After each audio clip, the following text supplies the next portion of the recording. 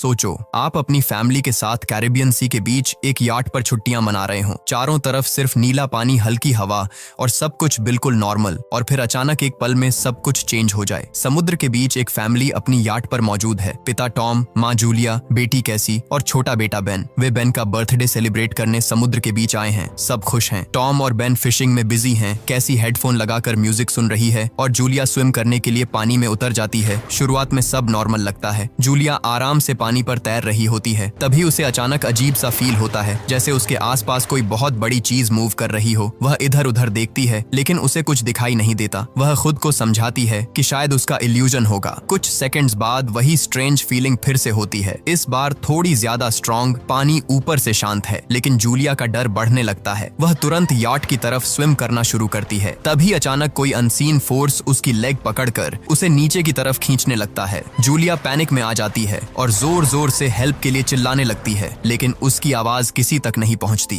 कैसी हेडफोन लगाए sunlight enjoy कर रही होती है। टॉम और बेन फिशिंग में इतने बिजी हैं कि उन्हें अंदाजा भी नहीं कि जूलिया कब पानी में उतरी। जूलिया पानी के ऊपर टिके रहने की कोशिश करती है, लेकिन उसके मुंह में पानी भरने लगता है और आवाज निकालना मुश्किल हो जाता है। कुछ ही सेकंड्स में वह याट से काफी दूर हो जाती है। उसे साफ फील होता है कि समुद्र का पानी अजीब तरीके से पीछे की तरफ जा रहा है, जैसे नीचे कुछ मैसिव मूवमेंट हो रहा हो। याट पर रखे इक्विपमेंट भी हल्का हल्का डायरेक्शन चेंज करने लगते हैं। धीरे धीरे जूलिया उनसे और दूर होती जा रही होती है। तभी लकी मोमेंट में टॉम को उसकी हल्की सी आवाज सुनाई देती है। वह तुरंत मुड़कर देखता है और जूलिया को स्ट्रगल करते हुए पहचान लेता है। बिना टाइम वेस्ट किए वह बच्चों को बुलाता है, याट को उसकी डायरेक्शन में ले जाने को कहता है और खुद पानी में जंप कर जाता है। टॉम तेजी से जूलिया तक पहुंचता है, उसे संभालता है और दोनों मिलकर याट की ओर स्विम करते हैं। दूसरी तरफ बेन इंजन स्टार्ट करके याट को पास लाता है। जैसे ही वे करीब पहुंचते हैं, बेन और कैसी मिलकर दोनों को ऊपर खींच लेते हैं। जूलिया की जान बच जाती है, लेकिन समुद्र अभी भी पूरी तरह नॉर्मल नहीं हुआ है। जूलिया को ऊपर खींच लेने के बाद पूरा फैमिली उसे संभालता है। वह अभी भी शॉक में है, लेकिन खुद को कन्विंस करती है कि शायद ये सब सिर्फ स्ट्रॉन्ग वेव्स की वजह से हुआ होगा। टॉम साफ वार्निंग दे देता है कि अब कोई भी बिना इन्फॉर्म किए स्विम नहीं करेगा। कैसी गिल्टी फील करती है क्योंकि उसने हेडफोन्स पहन रखे थे। सब एग्री कर लेते हैं और माहौल थोड़ा नॉर्मल करने के लिए रात को बेन का बर्थडे सेलिब्रेट करने की तैयारी शुरू हो जाती है। रात में केक कटता है, थोड़ी हंसी लौटती है, लेकिन समुद्र की बेचैनी अब भी महसूस हो रही होती है। तभी कैसी को उसके बॉयफ्रेंड का वीडियो कॉल आता है। वह लैपटॉप लेकर याट के बाहर चली जाती है। स्क्रीन पर शहर के ऊपर काले बादल दिखाई देते हैं और उसका बॉयफ्रेंड वार्निंग देता है कि न्यूज में कुछ बहुत अनयूजुअल होने की बात चल रही है। पीछे तेज तूफान आता दिख रहा होता है। कैसी घबरा जाती है, लेकिन अचानक कॉल ग्लिच होकर फ्रीज हो जाती है और कनेक्शन कट जाता है। वह तुरंत ये बात फैमिली को बताती है। टॉम कहता है कि शायद लैंड से दूर होने की वजह से सिग्नल वीक है, लेकिन तभी सबको बाहर से एक अजीब सी साउंड सुनाई देती है।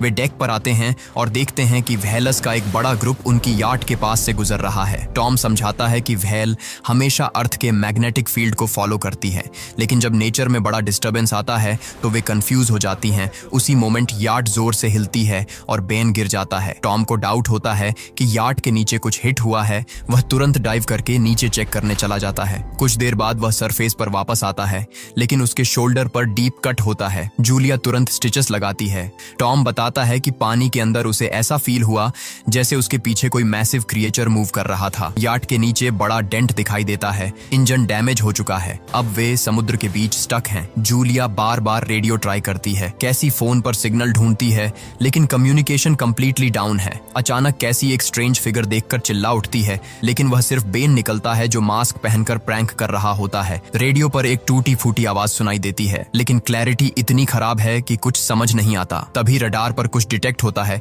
और एक अजीब हाई पिच्ड साउंड सुनाई देती है। पूरा फैमिली बाहर दौड़ कर आता है और शॉक में देखता है कि आसमान से आग के गोले गिर रहे हैं। पहले वे उन्हें मीटियर समझते हैं। जहां जहां वे गिरते हैं वहां ह्यूज एक्सप्लोजन होते हैं। एक ऑब्जेक्ट उनके काफी पास पानी में गिरता है। टॉम तुरंत इंजन स्टार्ट करने की कोशिश करता है। इंजन मुश्किल से चलता है, लेकिन तभी एक और ऑब्जेक्ट उस एरिया को हिट करता है। याचट जोर से हिलती है और फैमिली एक दूसरे को कसकर पकड़ लेती है। उसी मोमेंट टॉम को समझ आता है कि ये मेटेर नहीं है, ये सैटेलाइट हैं, और अगर सैटेलाइट गिर रही हैं तो दुनिया में कुछ बहुत बड़ा ऑलरेडी हो चुका है। उसी पल बेन नोटिस करता है कि याचट के पीछे से धुआं निकल रहा है।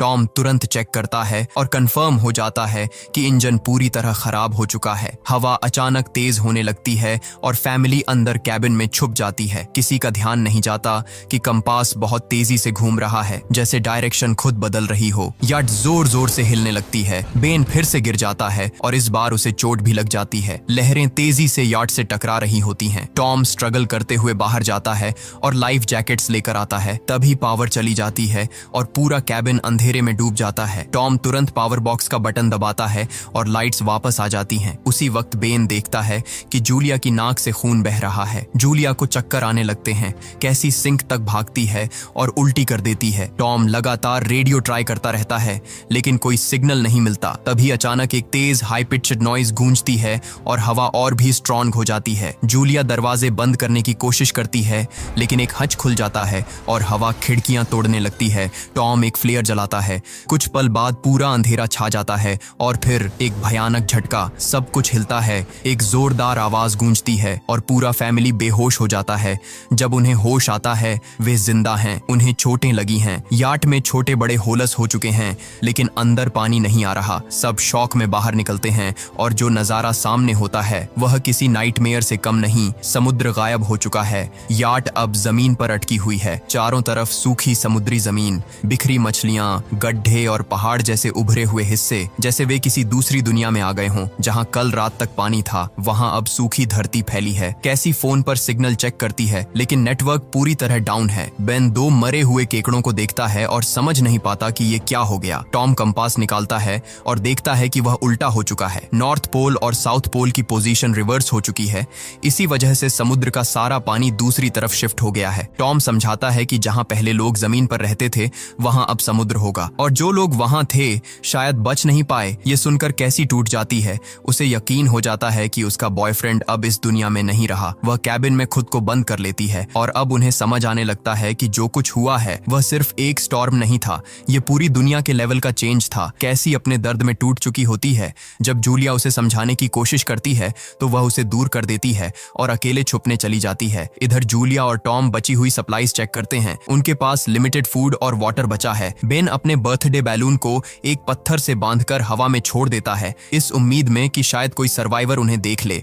टॉम एक बार फिर रेडियो ट्राई करता है। इस बार अनएक्सपेक्टेड तरीके से सिग्नल कनेक्ट हो जाता है। दूसरी तरफ एक आदमी की आवाज सुनाई देती है। उसका नाम नाव है और वह एक सबमरीन का कैप्टन है। उसकी सबमरीन भी सूखी जमीन पर अटकी हुई है। वह कंफर्म करता है कि अर्थ के मैग्नेटिक पोल रिवर्स हो गए हैं। इसी वजह से ओशन पीछे हट गया है और जमीन डूब गई है। वह बताता है कि कम्युनिकेशन सिस्टम्स पूरी तरह डाउन हैं और उसने अभी तक कोई और सर्वाइवर्स नहीं देखे। सबसे डराने वाली बात वह यह बताता है कि पोल्स दोबारा रिवर्स होंगे और लगभग एक हफ्ते में समुद्र अपनी जगह वापस आ जाएगा। लेकिन जब पानी लौटेगा तो उसकी लहरें बेहद खतरनाक होंगी। कैप्टन वार्न करता है कि जितनी जल्दी हो सके ऊंची जगह पर पहुंचो क्योंकि लो ग्राउंड पर कोई नहीं बचेगा। वह बताता है कि क्रैश में उसका पार्टनर मारा गया और सबमरीन में सिर्फ 3 लोगों की जगह है। यह सुनकर टॉम और जूलिया अपने बच्चों के लिए रिक्वेस्ट करते हैं। वे कैप्टन से कहते हैं कि किसी तरह उनके बच्चों को बचा ले। कैप्टन कोऑर्डिनेट्स देता है। टॉम कैलकुलेशन करता है कि वहां तक पहुंचने में लगभग 2 से 3 दिन लगेंगे। वह फैमिली से कहता है कि आज रात रेस्ट करो, सुबह निकलना होगा। अगली सुबह फैमिली अपना सामान पैक कर रही होती है। तभी टॉम को पास में कुछ मूवमेंट दिखाई देता है। एक लंगड़ा आदमी हाथ में हारपून लिए, साथ में एक कुत्ता जो लगातार भौंक रहा है। टॉम उसे घायल समझकर हेल्प करने आगे बढ़ता है। वह पानी की बोतल देता है। वह आदमी अजीब लैंग्वेज में कुछ बोलता है जो टॉम समझ नहीं पाता, लेकिन जैसे ही वह पानी पीता है अचानक बॉटल से टॉम के सिर पर वार करता है और चेहरे पर जोरदार किक मार देता है। कुछ ही पल में सिचुएशन बदल जाती है।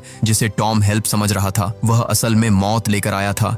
जूलिया डर के मारे भागती है लेकिन तब तक देर हो चुकी होती है। वह आदमी टॉम के पेट में हारपून घुसा चुका होता है। टॉम कुछ पल तड़पता है और फिर वह दरिंदा उसकी गर्दन काट देता है। सब कुछ ही सेकंड्स में खत्म हो जाता है। अब वह आदमी जूलिया के पीछे दौड़ता है और हारपून फेंकता है जो उसके शोल्डर में लग जाता है। दर्द के बावजूद जूलिया खुद को संभालती है और याट के अंदर भागती है। वह तुरंत कैबिन में बच्चों को छुपने के लिए कहती है। दरवाजा लॉक करती है। कैसी और बेन सोफे के अंदर छुप जाते हैं। जूलिया कैसी के हाथ में फ्लेयर गन थमाती है और खुद नाइफ लेकर बाथरूम में छुप जाती है। दरवाजे पर जोरदार धक्के पड़ते हैं। कुछ ही पल में वह आदमी अंदर घुस आता है। पहले वह खाना देखता है और भूखे जानवर की तरह खाने पर टूट पड़ता है। फिर पूरे याट में सर्च शुरू करता है। आखिर वह बाथरूम की तरफ बढ़ता है लेकिन जूलिया एक छोटे होल से बाहर निकल चुकी होती है। उसे लगता है कि जूलिया भाग गई है लेकिन उसका डॉग जूलिया को देख लेता है और भौंकने लगता है। कुत्ता उस पर झपटता है और मजबूरी में जूलिया उसे नाइफ से मार देती है। कुत्ते की चीख सुनकर वह आदमी बाहर आता है। अपने डॉग की लाश देखकर वह पागल हो जाता है। इसी बीच जूलिया यार्ड के दूसरे साइड से ऊपर चढ़कर टूटी हुई खिड़की से अंदर घुसने की कोशिश करती है, लेकिन वह आदमी पहले ही वहां पहुंच जाता है। वह उसे पकड़कर जोर से पंच मारता है।